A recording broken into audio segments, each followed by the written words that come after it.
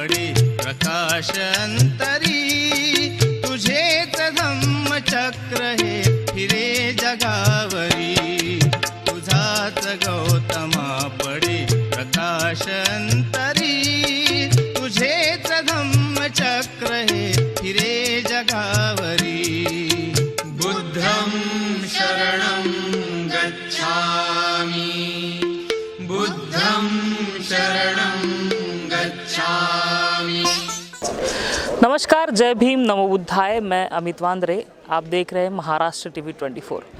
14 अक्टूबर 1956 को डॉक्टर बाबा साहब अम्बेडकर ने नागपुर के इसी दीक्षा भूमि में अपने लाखों अनुयायियों के सामने बौद्ध धर्म की दीक्षा ली थी। बाबा साहब अम्बेडकर, जिन्होंने दलित, शोषित, वंचित और दबे कुचले समाज को अपने संविधान के साथ न्याय दिया। बाबा साहब अम्बेडकर, जिन्होंने एक ऐसे समाज को जहाँ जिन्हें अछूत कहा जाता था, उन्हें समानता का अधिकार दिया। महिलाओं को आज संपत्ति का अधिकार बाबा साहब के कारण ही मिला है और उसी के कारण जो है तमाम दलित समुदाय लोग बाबा साहब अम्बेडकर को नतमस्तक होते हैं। ये बाबा साहब की ही देन है कि एक ज़माने में दलितों को अछूत माना जाता था और आज वही दलित समाज का व्यक्ति इस देश का राष्ट्रपति है। और इसीलिए लाखों अनुयायी जो है हर साल बाबा साहब अम्बेडकर को नतमस्तक होने के लिए नागपुर के दीक्षा भूमि में आते हैं, जहाँ पे बाबा साहब अम्बेडकर का अस्थि कलश है। ये फिलहाल नागपुर के दीक्षा भूमि का नज़ारा है। क्योंकि पैंडेमिक चल रहा है तो लोग जो है यहाँ पे कम तादाद पे आ रहे हैं, लेकिन जो उत्साह है लोगों में यहाँ पे आने का वो बिल्कुल भी कम नहीं है। आप देख सकते हैं कि ये नागपुर के दीक्षा भूमि का नज़ारा है। 14 अक्टूबर 1956 में डॉक्टर बाबा साहब अम्बेडकर ने इसी दीक्षा भूमि में अपने लाखों अनुयायी के सामने दीक्षा ली थी। उन्होंने 1935 में घोषणा कर दी थी कि मैं हिंदू पैदा ज़रूर हुआ हूँ लेकिन हिंदू मरूंगा नहीं। और उसी के बाद अपने घोषणा के 20 साल के बाद बाबा साहब अम्बेडकर ने नागपुर को चुना, जहाँ पे उन्होंने दीक्षा ली। कुछ लोग उनसे बात करते हैं। काका, क्या लगता है बाबा साहब अम्बेडकर ने क्या दिया है आपको, दलित समाज को क्या दिया? दलित समाज को सब कुछ दिए वाला है। जो कभी किसको नहीं मिला था वो सब कुछ बाबा साहब की वजह से मिल गया। आज बाबा साहब नहीं होते तो आज दलित समाज कहाँ होता? हम रोड पे चल नहीं सकते थे, आसानी से हम रोड पे चल नहीं सकते थे। ये आपने जिस तरह से देखा कि लोगों का ये ऐसा है कि अगर बाबा साहब अम्बेडकर नहीं होते तो लोग जो है, जो दलित समाज है, रास्ते पर चल नहीं सकते थे, ऐसा लगता था। आपको क्या लगता है बाबा साहब अम्बेडकर ने आपको क्या दिया? बाबा साहब अम्बेडकर में सब कुछ दिया है। घर है हमारा, हम जो भी है अभी हमारा अस्तित्व है, संविधानिक हमें संरक्षण जो मिला है वो डॉक्टर बाबा साहब अम्बेडकर वजह से मिला है। तो ये हर साल यहाँ पे लाखों लोग आते हैं, ये क्यों आते हैं? क्या ऐसा चीज़ है जो यहाँ पे उनको लाती है? और दलित समाज के ही लोग हैं या फिर बाकी समाज से भी लोग यहाँ पे आते हैं? बाबा साहब अम्बेडकर के हमारे पे बहुत सारे उपकार है, वो हमारे श्रद्धा स्थान है, इसकी वजह से हम यहाँ पे रहते हैं। बाबा साहब ने जो नियम बताए हैं, 22% ने बताई है, तो क्या वो फॉलो होते हैं? ये जो उन्होंने कहा है, जिस तरह से उन्होंने कहा था कि हमें शासन करते जमात बननी है, तो क्या ये सब चीज़ें हो रही है? ये समाज आज वहाँ तक पहुँच गया जो उन्होंने कहा था कि हमें शासन करते जमात बननी है, वहाँ तक पहुँचने की आपको दिखाई दे रहा है? हाँ ज़रूर, हमारा समाज है अभी एकजुट हो रहा है, बाबा साहब अम्बेडकर के विचारों पे चल रहा है, तो हम सब मिलके आगे बढ़ेंगे, बाबा साहब अम्बेडकर का सपना पूरा करेंगे। तो बाबा साहब अम्बेडकर का सपना था, बाबा साहब अम्बेडकर ने कहा था कि हमें शासन करती जमात बननी है, इस देश में शासन करना है। तो इसी के लिए फ़िलहाल जो है जो समाज के लोग हैं वो इकट्ठा होने की बात कर रहे हैं। हालांकि अगर हम देखें तो इस समाज में टुकड़े बहुत हो गए हैं। जो लीडर है उन्होंने आपस में टुकड़े कर दिया है और बिखरा हुआ समाज ये कहा जाता है, लेकिन ये शुरुआत है। यहाँ से समाज को जोड़ने की कोशिश की जा रही है। ये बाबा साहब, हर साल ऐसा होता है कि हम भले ही कई टुकड़ों में बटे हो, लेकिन एक दिन ऐसा आता है जहाँ पे एक साथ सभी लोग आते हैं और बाबा साहब को नतमस्तक होते हैं। और वही कोशिश समाज हमेशा करता है कि एक साथ आने की कोशिश, और जो आपकी ताकत है वो दिखाने की कोशिश जो है समाज करता है। और कुछ लोगों से हम बात करेंगे, उनके जानेंगे कि बाबा साहब अम्बेडकर उन्हें क्या दिया। सगळ्यात पहिल्यांदा या पवित्र दीक्षाभूमीला माझा त्रिवार जय भीम, जय भीम, जय भीम। दादा, ये बताइए कि बाबा साहब अम्बेडकर ने 14 अक्टूबर 1956 में दीक्षा दी थी।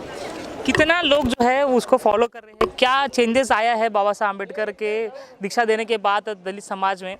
और क्या कहोगे, बाबा साहब अम्बेडकर नहीं होते तो क्या होता ये समाज? अगर देखो, सबसे पहले तो अगर डॉक्टर बाबा साहब अम्बेडकर पैदा होते थे, लेकिन इतने पढ़ते लिखते अगर जानकार नहीं होते थे, तो जो कल हमारी पीढ़ी यहाँ जहाँ थी वहीं पे हम रहते थे।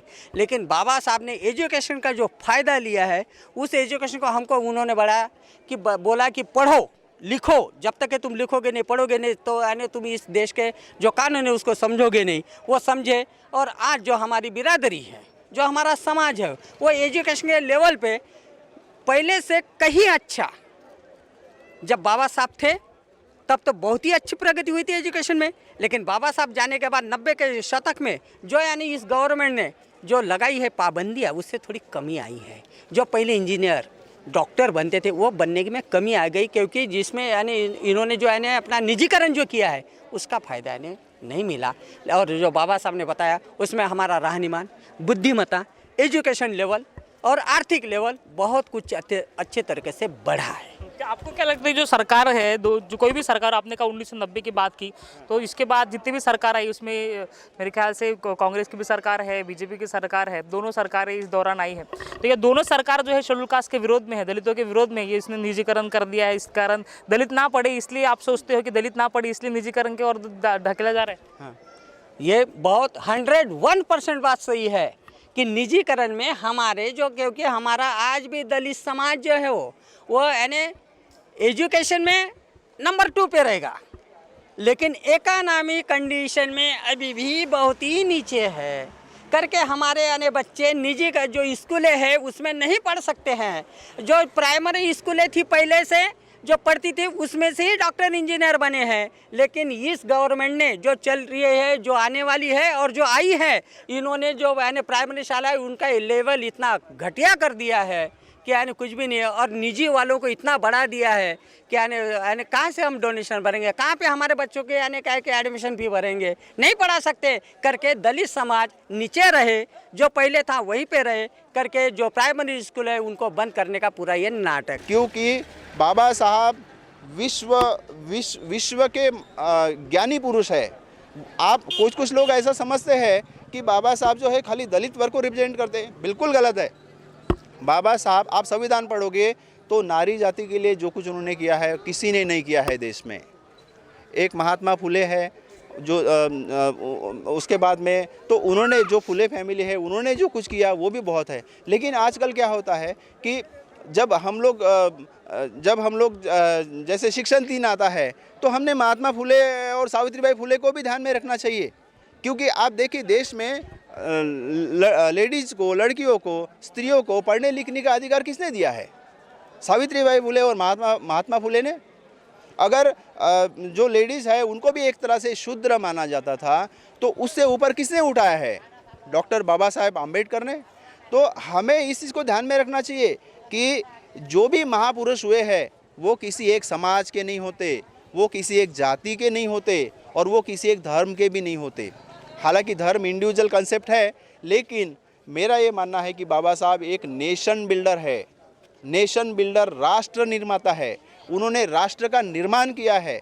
आप देखिए संविधान बनाते समय कितने लोग संविधान सभा में थे, लेकिन बहुत सारे लोग निकलते गए। अब उनकी अपनी मजबूरियाँ थी या उनमें उतनी कैपेसिटी थी या नहीं थी, ये हमें नहीं मालूम। लेकिन हमें इतना मालूम है कि बाबा साहब एक प्रमुख थे जिन्होंने संविधान का निर्माण किया है, राष्ट्र निर्माण किया है। और मैं बिल्कुल ये आम जनता से अपील करना चाहता हूँ कि जो हमारे संविधान में जो मूल्य है उनका जतन करना हर एक नागरिक का कर्तव्य है। हर एक नागरिक का कर्तव्य है उनका जतन करना, क्योंकि इतने सुपेरियर उसमें क्लॉजेस दिए हैं। पूरे विश्व का सबसे बड़ा संविधान हमारे भारत देश का है। हमारा भारत बहुत गौरवशाली है, उसका इतिहास बिल्कुल पढ़ना चाहिए। और जो फेक इतिहास है, फेक इतिहास पे नहीं जाइए, आप एक्चुअल इतिहास पे जाइए। बाबा साहब पूरे विश्व के नेता है, पूरे विश्व के उन्होंने दुनिया भर से ख्याति प्राप्त नेता है और देश के सभी वर्गों के लिए उन्होंने काम किया। इसीलिए ऐसा संकुचित मानसिकता मत रखिए कि बाबा साहब दलितों के नेता है, बिल्कुल नहीं। बाबा साहब जो है वो विश्व नेता है, वो राष्ट्र नेता है। और उनके किताबें पढ़िए आप, मैं बोलता हूँ उस पर मत जाइए। मैं बोलता हूँ इसलिए मत जाइए, आप उनकी किताबें पढ़िए और फिर आप डिसाइड कीजिए। और मैं मेरे समाज को, बहुजन समाज को ये बोलना चाहूँगा कि बहुजन समाज देश का 85% समाज है, 85% बहुजन समाज है। उसके बावजूद वो क्यों अभी भी नीचे है, वो उसके बावजूद क्यों अभी भी नीचे है? क्योंकि वो समाज एकजुट नहीं है। मैं मानता हूँ कि बहुत सारे लोग जो है इस समाज को अपने तरफ आकर्षित करने का कोशिश करते हैं, लेकिन इस समाज ने सोचना चाहिए कि उनका हित कहाँ है, उनका हित कहाँ है, ये समझना चाहिए। आपने मुझे बोलने का मौका दिया, इसलिए धन्यवाद। सभी देशवासियों को, देश विदेश के लोगों को मैं धम्म चक्र प्रवर्तन दिन की शुभकामनाएं देता हूँ मेरी तरफ से और मेरी फैमिली की तरफ से। नमो बुद्धाय, जय भीम। बाबा साहब आम्बेडकर ने आपको क्या दिया? बाबा साहब आम्बेडकर अगर नहीं होते तो दलित समाज आज कहाँ होता? बाबा साहब ने हमको सब कुछ दिया है, अपने लिए कुछ भी नहीं रखा है, लेकिन समाज उसके प्रति कृतज्ञ नहीं होता है। नहीं है। जितना होना चाहिए उतना नहीं होता है। क्या लगता है कैसा कृतज्ञता आप व्यक्त कर सकते हैं बाबा साहब के प्रति? बाबा साहब का विचार हम अपने फायदे के लिए सीमित में रखते हैं। जैसे जितना हमको उसको फॉलो करना है उतना नहीं करते हम। हाँ, अपने मतलब के अलावा ज़्यादा हम सोचते नहीं उसके बारे में। क्या फॉलो करना चाहिए? बाबा साहब ने क्या दिया है जिसे फॉलो करना चाहिए? जैसे हिंदू धर्म त्याग लिया, फिर भी हमने उसको छोड़ा नहीं है। उनके विचारों पे हम चलते ही नहीं है। देखो, चलने की ज़रूरत है आज के दिन पर। जब बाबा साहब आम्बेडकर का या नाम जो है, जो शेड्यूल कास्ट का नाम सिर्फ आरक्षण के लिए लिया जा रहा है, आपका कहना है, और बाकी जो चीज़ बाबा साहब ने कहा था वो नहीं, हम समाज जो है वो नहीं एक्सेप्ट कर रहे? सभी समाज ने एक्सेप्ट करना चाहिए ना। बाबा साहब की देन कोई सीमित समाज के लिए नहीं है, पूरे ऑल इंडिया के लिए है। तो बाबा साहब ने एक धर्म छोड़ा और अपने समाज के लोगों को कन्वर्ट किया। आप चाहते हो कि सभी पूरे भारत के 120 करोड़ लोग हैं वो सब बाबा साहब के विचारों को माने? सभी ने मानना चाहिए, उसमें तो सबकी प्रगति है ना। क्योंकि सभी दलित समाज ने मानने से कोई ये नहीं होने वाला है। दलित समाज ने माना तो क्या प्रगति हुई? दलित समाज ने, हम जो भी सूट बूट में देखते हैं, हमारे बाल बच्चे पढ़ते हैं, हम पढ़ते हैं, हमारा रहन सहन बदल गया है। उनके तो बाकी फॉलो करने से बदल गया है। तो बाकी समाज के लोग भी सूट बूट पहनते हैं। बाकी समाज के लोगों ने उतना नहीं कर दिया जितना करना चाहिए था। बाबा साहब को नहीं मानते, सपोज मैं हाइपोथेटिकली बोल रहा हूँ कि नहीं मानते, लेकिन वो भी आज उस समाज के उस जैसा वो मानना उसका शुरू हो जाएगा, उसके में भी हमारे जैसे बदलाव हो जाएगा। क्या बदलाव होगा? क्या बदलाव हो जाएगा? बदलाव होगा ही। डॉक्टर भीमराव रामजी आम्बेडकर, ये नाम एक समाज जिसे दलित समाज कहा जाता था, अस्पृश्य समाज कहा जाता था, वो कभी नहीं भूल सकता। क्योंकि 74 साल पहले एक समाज दबा कुचला शोषित था, आज वो समानता के अधिकार के साथ बाकी समाजों के साथ कंपटीशन कर रहा है, उनको टक्कर दे रहा है और अपना अलग अस्तित्व बना रहा है। वही बाबा साहब आम्बेडकर का नाम इस देश की महिला कभी नहीं भूल सकती, क्योंकि उन्हें अधिकार देने का काम डॉक्टर बाबा साहब आम्बेडकर ने ही किया है। जो देश रचना की काम जिन्होंने किया है वो बाबा साहब आम्बेडकर ही है। देश का निर्माण अगर आप देख लीजिए, पूरा ढांचा देख लीजिए, तो उसमें सबसे बड़ा योगदान जो है डॉक्टर बाबा साहब आम्बेडकर का है। कानून मिनिस्टर बने पहली बार और देश के पहले कानून मिनिस्टर बने, और जितने अधिकार जो शोषित वंचित समाज थे उनको दिया। वही ऐसा नहीं है कि सिर्फ शोषित वंचित समाजों को ही अधिकार दिया, अन्य समाजों को भी अधिकार दिया। खासतौर पर महिलाओं को जो अधिकार दिया है, उसके कारण आज महिला हर मुकाम पे है जहाँ पे एक सामान्य इंसान जो है वहाँ पे रहना चाहता है, और ये बाबा साहब की देन है। इसलिए बाबा साहब आम्बेडकर समाज के नेता नहीं होते हैं, ये बाबा साहब आम्बेडकर इस देश के नेता है। उन्होंने इस देश के निर्माण में कई सारे महत्वपूर्ण योगदान दिए हैं, और इसी योगदान के लिए नागपुर के दीक्षा भूमि में दलित समाज के लोग तो आते ही है, लेकिन अन्य समाज के लोग भी आते हैं और बाबा साहब आम्बेडकर को नतमस्तक होते हैं। कैमरा पर्सन दिनेश सातपुते के साथ अमित वांद्रे, महाराष्ट्र टीवी 24, नागपुर।